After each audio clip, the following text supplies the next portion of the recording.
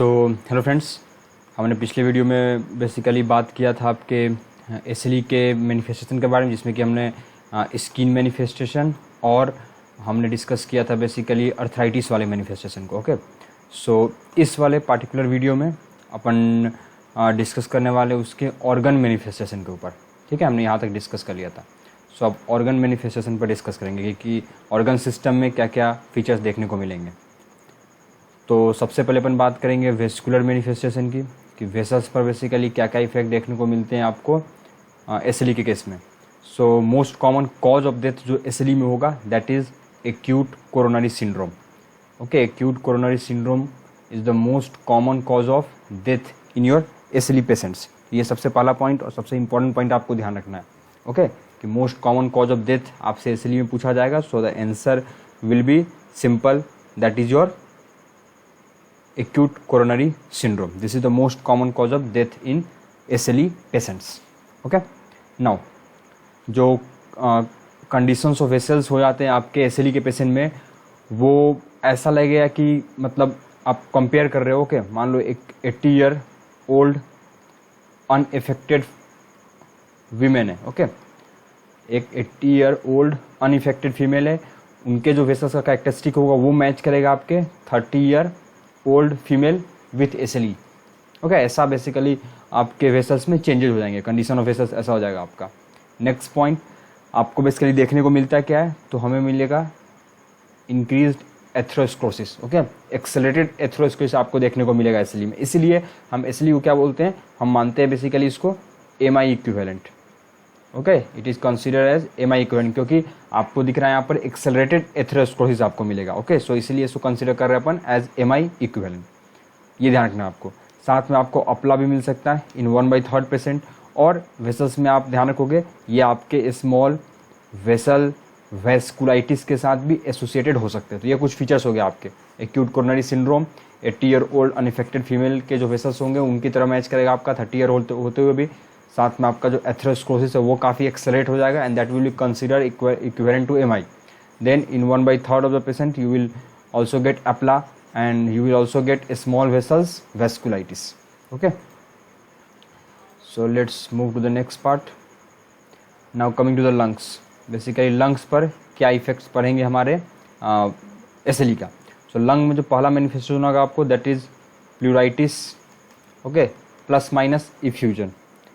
प्लूराइटिस plus minus effusion, this is the most common lung manifestation. Okay, most common lung manifestation आपका ये होगा प्लूराइटिस plus minus effusion.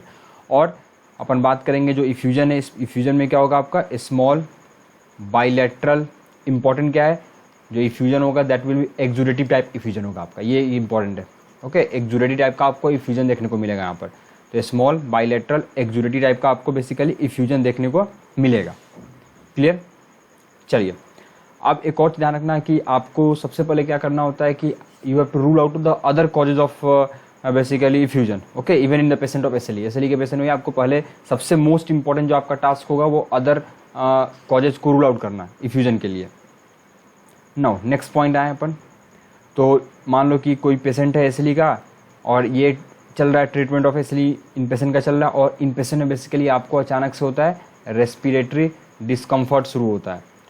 Okay, respiratory discomfort शुरू होगा तो हम लोग बेसिकली यदि मान सपोज करो रेस्पिरेटरी डिस्कम्फर्ट शुरू हुआ और हमें क्या मिल रहा है, लेफ्ट साइडेड इफ्यूजन मिला हमें। ओके, लेफ्ट साइडेड इफ्यूजन मिला तो हम लोग क्या करते हैं बेसिकली लाइट्स क्राइटेरिया का यूज करेंगे। लाइट्स क्राइटेरिया हम लोग डिस्कस करेंगे अपने लंग वाले टॉपिक में। तो लाइट्स क्राइटेरिया का यूज करेंगे जिससे कि पता लगाएंगे बेसिकली कि ये एक्सुडेटिव है या नहीं है। ओके, एक्सुडेटिव इफ्यूजन बेसिकली है या नहीं है आपका, क्योंकि और भी कारण होते हैं बेसिकली एक्सुडेटिव के आपके, जैसे टीबी हो गया आपका। अदर दूसरा कारण है आपका बेसिकली मैलिग्नेंसी हो गया आपका। तीसरा आपके पास न्यूमोनिया एंड चौथा आपका ऑटो इम्यून है, मीन्स जिसमें एसएलई आएगा। सो फर्स्ट हमको ये तीन को रूल करना है, टीबी, मैलिग्नेंसी या न्यूमोनिया, इन सबको रूल आउट करना है, क्योंकि मोस्ट इंपॉर्टेंट चीज़ यही है आपका कि यदि कोई पेशेंट एसएलई के ट्रीटमेंट पर चल रहा है तो the first thing which we have to basically do is to rule out the other causes of the effusion. Okay, so अपन लाइट्स क्राइटेरिया का देखेंगे, एक्सुडेटिव मिलेगा तो हम कंसिडर करेंगे टीबी, मैलिग्नेंसी और निमोनिया, और इनको रूल आउट करने की कोशिश करेंगे यहाँ पर। तो ये एक इंपॉर्टेंट पॉइंट आपको ध्यान रखना है। क्लियर, वंस आपका एवरीथिंग रूल आउट हो जाए, okay, then autoimmune causes पर आएगा और उस ऑटो इम्यून कॉज में भी आप एसएलई कंसिडर कर सकते हो या रूमेटॉइड आर्थराइटिस हो सकता है, ओके, आपका एसएलई हो सकता है रूमेटॉइड आर्थराइटिस। तो आप फिर इसको कैसे सेपरेट करोगे बेसिकली, देन हम लोग क्या कराते हैं, वेरी वेरी इंपॉर्टेंट, ये क्वेश्चन पूछा हुआ है, then we will go for the pleural fluid glucose level, okay, हम लोग जाएंगे बेसिकली किसके लिए, प्लूरल फ्लूइड ग्लूकोज लेवल के लिए जाएंगे। तब basically plural fluid glucose level क्या होगा, आपको नॉर्मल देखने को मिलेगा इन एसएलई पेशेंट, जो भी एसएलई के जो पेशेंट्स होंगे उनमें आपको नॉर्मल दिखेगा ये प्लूरल फ्लूइड ग्लूकोज लेवल, और आपको डिक्रीज दिखेगा in the patients of RA. तो जो आरए के पेशेंट्स होते हैं उनमें आपको ये डिक्रीज दिखेगा और नॉर्मल दिखेगा आपको एसएलई वाले पेशेंट में। तो ये ध्यान रखना आपको, you have to go for the pleural fluid glucose level to differentiate between RA and SLE patients. Clear. चलिए अब एक केस डिस्कस करते हैं अपन। सो केस क्या बोला है, 30 ईयर फीमेल है with under treatment for SLE, okay, for past 6 month, and she is on basically minimal steroid dose and she quickly presented with fever, cough and 2 to 3 episodes of hemoptysis and she is hemodynamically stable. So answer आपको पता करना। तो इसमें देखो आपका answer क्या क्या हो सकता है, या तो आपका हो सकता है कम्युनिटी एक्वायर्ड निमोनिया भी हो सकता है, okay, features suggestive of community acquired pneumonia भी है, या आप बोल सकते हो बेसिकली एसएलई रिलैप्स हो गया हो, एसएलई रिलैप्स हुआ हो and that SLE relapse basically leading to lupus pneumonitis, okay. तीन सब दोनों में से कुछ भी हो सकता है आपका, कम्युनिटी एक्वायर्ड निमोनिया भी हो सकता है आपका और एसएलई रिलैप्स भी हो सकता है आपका। सो हम लोग कैसे कंफर्म करेंगे कि क्या है इसमें, तो हम क्या करेंगे, सबसे पहले डबल स्टैंडर्ड डीएनए की टाइटर भेजेंगे। याद कीजिए हमने डिस्कस किया था बेसिकली एंटीबॉडी में, anti double standard DNA, anti Smith DNA, ये सब एसएलई के लिए थे। तो डबल स्टैंडर्ड डीएनए का टाइटर भेजेंगे, साथ में C3 C4 करवाएंगे हम। याद करो C3 C4 क्या होगा, कम मिलेगा, टाइटर ये क्या मिलेगा आपको, कम मिलेगा, क्योंकि ये सब बेसिकली सजेस्टिव होंगे आपके एसएलई के लिए। Clear, okay. सो सबसे पहले आप ये करोगे basically send for the double standard DNA titre C3 C4।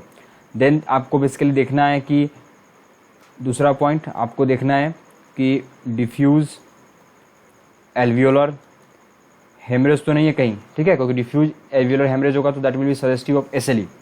सो आप कैसे देखोगे कि डिफ्यूज एल्वियोलर हेमरेज है कि नहीं है, ये हमने लंग्स वाले में डिस्कस करेंगे अपन।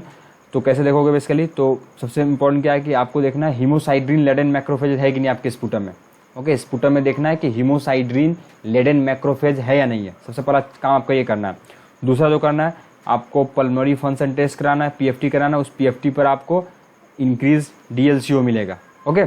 साथ में आप ब्रोंकोस्कोपी करोगे, ब्रोंकोस्कोपी में आपको ब्लड दिखेगा पैसेज में। तो ये 2-3 पॉइंट आपको ध्यान रखना है, ठीक है।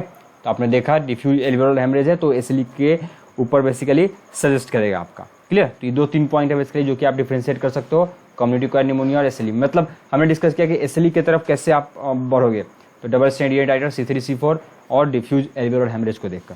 तो ये हुआ हमारा lung manifestation basically, okay. Lung manifestation में इंपॉर्टेंट ध्यान रखना हमें कि प्लूराइटिस प्लस माइनस इफ्यूजन होगा, इफ्यूजन को आपको रूल आउट करना पहले कि अदर कॉजेज तो नहीं है, टीबी मैलिग्नेंसी या निमोनिया तो नहीं है, या आरए तो नहीं है, ओके। ये ध्यान रखना आपको, जो इफ्यूजन होगा basically that will be your exudative type होगा आपका। चलिए अब बढ़ते हैं नेक्स्ट मैनिफेस्टेशन में, that is your heart. Heart पर क्या इफेक्ट पड़ता है इसका, ओके, कार्डियक सिस्टम पर क्या इफेक्ट पड़ेगा आपका। सो मोस्ट कॉमन जो कार्डियक लेजन आपको देखने को मिलेगा that will B pericarditis, okay, without tamponade. So this is the most common manifestation, that is pericarditis without tamponade, okay, pericarditis without tamponade जो ये आपका मोस्ट कॉमन मैनिफेस्टेशन है जो कि आपको एसएलई के पेशेंट में देखने को मिलेगा, and this is the most commonly your postmortem finding होता है ये। नेक्स्ट पूछा जाता है कि मोस्ट कॉमन आपका इंडोकार्डाइटिस क्या होगा, ओके, मोस्ट कॉमन इंडोकार्डाइटिस क्या होता है। तो मोस्ट कॉमन इंडोकार्डाइटिस क्या होता है आपका, Libman Sacks endocarditis, okay, this is the most common endocarditis, Libman Sacks endocarditis. Now आपसे पूछा जाता है मोस्ट कॉमन वाल्वुलर लेजन क्या देखने को मिलेगा, so just remember mitral regurgitation, mitral regurgitation अपना मोस्ट कॉमन वाल्वुलर लेजन होगा। फिर मोस्ट कॉमन एरिथमिया आपको क्या देखने को मिलता है, so that will be ventricular tachycardia. So this are the 4 MCQ question related with this. Most common manifestation pericarditis without tamponade, most common endocarditis Libman Sacks endocarditis, most common valvular lesion mitral regurgitation and most common arrhythmia is your ventricular tachycardia. So this are the cardiac manifestation basically. Let's move to the next, that is the GIT manifestation, okay. Now discuss about the GIT manifestation. So most common GIT manifestation you have to learn, that is decreased peristalsis, okay. There will be decreased peristalsis with preserved LES tone, this is very very important. Okay, आपका पेरिस्टोसिस तो कम होगा लेकिन lower oesophageal sphincter जो है उसका tone preserve रहेगा। जबकि आप देखोगे पेशेंट ऑफ स्क्लेरोडर्मा, तो स्क्लेरोडर्मा के पेशेंट में क्या होता है आपको जो एलियस के टोन है बेसिकली वो भी डिक्रीज देखने को मिलते हैं। तो स्क्लेरोडर्मा का जो पेशेंट होता है उसमें एलियस का जो टोन है बेसिकली वो भी आपको क्या मिलेगा, डिक्रीज होता हुआ दिखेगा आपको, ठीक है। Then the next is the most common liver manifestation क्या होगा आपका। Okay, most common liver manifestation क्या होता है, तो सिंपल रेज इंजाइम्स होंगे आपके, इंजाइम्स बताएगा, लेकिन that is not clinically significant, ध्यान रखिएगा आप, ठीक है, क्लिनिकली सिग्निफिकेंट नहीं हो। Now coming to the CNS manifestation, the next will be our CNS manifestation. So most common CNS manifestation आपसे पूछा जाएगा, तो that is decrease cognitive function. Okay, आपके जो कॉग्निटिव फंक्शन होंगे बेसिकली दैट विल डिक्रीज, तो decrease cognitive function is the most common CNS manifestation होगा आपका, ठीक है। यदि मान लीजिए आपको एग्रेसिव CNS ल्यूपस भी देखने को मिल सकता है, उसमें आपको सीजर्स मिलेगा आपको, ओके, देखने को मिल सकता है। हमने एंटीबॉडी डिस्कस किया था, एंटी ग्लूटामेट एंटीबॉडी, हमने बात की थी एंटी ग्लूटामेट एंटीबॉडी की, ये आपका कोरिलेट करता है SLE के साथ, एंटी ग्लूटामेट एंटीबॉडी। और साथ में बात किया था कि ये डिप्रेशन या साइकोसिस से रिलेटेड है, तो that will be anti ribosomal P antibody. ये दो क्वेश्चन हमने बेसिकली डिस्कस किए थे, एंटी ग्लूटामेट एंटीबॉडी और anti ribosomal P antibody. Okay, चलिए ये हुआ। Now coming to the next group, that is the haematological manifestation. Okay, now will discuss haematological manifestation. So because ये आपका एक इन्फ्लेमेटरी प्रोसेस है, सो मोस्ट कॉमन जो clinical manifestation दिखेगा आपको, that will be anaemia of chronic disease. Okay, you will get anaemia of chronic disease, this will be the most common manifestation. तो haematological में बात करेंगे अपन, तो जो मोस्ट कॉमन मैनिफेस्टेशन होगा अपना, that will be anaemia of chronic disease होगा अपना, clear. When you ask about most common lab abnormality, so the most common lab abnormality will be lymphopenia. Okay, ये अपना most common lab abnormality होगा, lymphopenia, ये जानना, lymphopenia अपना most common lab abnormality होगा अपना, ठीक है। Now सबसे पहले अपन आते हैं इसी में ऑटो इम्यून हीमोलाइटिक एनीमिया के बारे में थोड़ा सा डिस्कस करते हैं अपन, ऑटो इम्यून हीमोलाइटिक एनीमिया के बारे में। सो कोई भी यंग फीमेल यदि आती है रैपिडली प्रोग्रेसिव एनीमिया के लिए, ठीक है, कोई भी यंग फीमेल आ रही है रैपिडली प्रोग्रेसिव एनीमिया, तो आपको सबसे पहले फीचर्स देखने हैं बेसिकली हीमोलाइसिस के। ओके, जैसे कि रेटिकुलोसाइट बढ़ा हुआ मिलेगा आपको, मैक्रोसाइट, LDH बढ़ा हुआ मिले आपको, हेप्टोग्लोबिन्स कम मिले, जॉन्डिस मिले, आपको हमेशा देखना है, ठीक है। और साथ में आपको इसके लिए क्या करना है, डायरेक्ट कुम टेस्ट करवाना बेसिकली। तो डायरेक्ट कुम टेस्ट कराओगे तो यदि वो SLE होगा, तो SLE में क्या मिलता है आपको, warm antibody mediated, okay, warm antibody mediated आपको कुम टेस्ट पॉजिटिव मिलेगा आपको, क्लियर, ये ध्यान रखना। तो ऑटो इम्यून हीमोलाइटिक एनीमिया देखने को मिल सकता है इसके लिए यहाँ पर। सेकंड क्या देखने को मिल सकता है आपको, सेकेंडरी ITP देखने को मिल सकता है, इम्यून थ्रोम्बोसाइटोपेनिक परिप्यूरा भी देखने को मिल सकता है। ये होता क्यों, due to the antibody against platelet. Now तीसरा जो इंपॉर्टेंट कंसेप्ट है जो कि आपको अच्छे से ध्यान रखना है, दैट कि SLE जो है basically this is pre malignant condition, very very important, ये आपको ध्यान रखना है, ठीक है, कि SLE जो है आपका ये एक तरीके का प्री मैलिग्नेंट कंडीशन भी होता है। SLE is one of the pre malignant condition, SLE basically pre malignant condition. और ये क्या करवा सकता है ये भी जानना आपको, that may lead to DLBCL, diffuse large B cell lymphoma, ये diffuse large B cell lymphoma करवा सकता है आपका, तो ये भी ध्यान रखोगे आप, ठीक है। सो इस मैनिफेस्टेशन में क्या कर पा रहा है, ऑटो इम्यून हीमोलाइटिक एनीमिया देखने को मिल सकता है अपन को, सेकेंडरी ITP देखने को मिल सकता है आपको, साथ में प्री मैलिग्नेंट है तो आपको DLBCL भी देखने को मिल सकता है जी। ये कुछ पॉइंट्स आप बेसिकली ध्यान रखोगे। चलिए अब आते हैं अपन नेक्स्ट में। सो ये कुछ बेसिकली फीचर्स हो गए जिनको कि आपको ध्यान रखना है, clear. Now coming to the most important part, that is the renal manifestation. ये सबसे इंपॉर्टेंट पार्ट है when you will talk in regard with the question, तो क्वेश्चन के रिस्पेक्ट में अपना जो सबसे इंपॉर्टेंट पार्ट होता है वो यही होता है अपना, ठीक है, कि बेसिकली रीनल मैनिफेस्टेशन आपको क्या क्या देखने को मिलेगा, clear, what will be the renal manifestation basically which will be seen here. चलिए देखते हैं कि बेसिकली रीनल मैनिफेस्टेशन हम लोग क्या क्या देखने को मिलता है इसमें। सो हमने जैसे कि पहले ही बेसिकली बात किया था कि आपके जो 50 to 60% SLE जो पेशेंट होंगे, ओके, 50 to 60% SLE पेशेंट्स में आपको रीनल इन्वॉल्वमेंट देखने को मिलता है, ओके ना, 50 to 60% पेशेंट्स में आपको रीनल इन्वॉल्वमेंट देखने को मिलेगा जी, 50 to 60% केसेस में। और सेकेंड पॉइंट क्या है, यदि चिल्ड्रेन है, ओके, यदि चिल्ड्रेन आपका एसएलई के साथ आ रहा, तो हमने डिस्कस भी किया था कि चिल्ड्रन में एसएलई के साथ आपको 100% के करीब रीनल इन्वॉल्वमेंट देखने को मिलता है जी। ओके, लगभग आपको 100% के करीब रीनल इन्वॉल्वमेंट देखने को मिलेगा। That's very very important. 100% renal involvement मिल रहा है, मतलब काफ़ी इंपॉर्टेंट पॉइंट है ये, ठीक है ना। आपको 100% के करीब बेसिकली रीनल इन्वॉल्वमेंट देखने को मिल सकता है यहाँ पर। तो ये भी एक इंपॉर्टेंट पॉइंट है जो कि आपको ध्यान रखना है। 100% रीनल इन्वॉल्वमेंट क्लियर है? ओके है। चलिए आगे चलते थोड़ा सा और आगे बात करते हैं।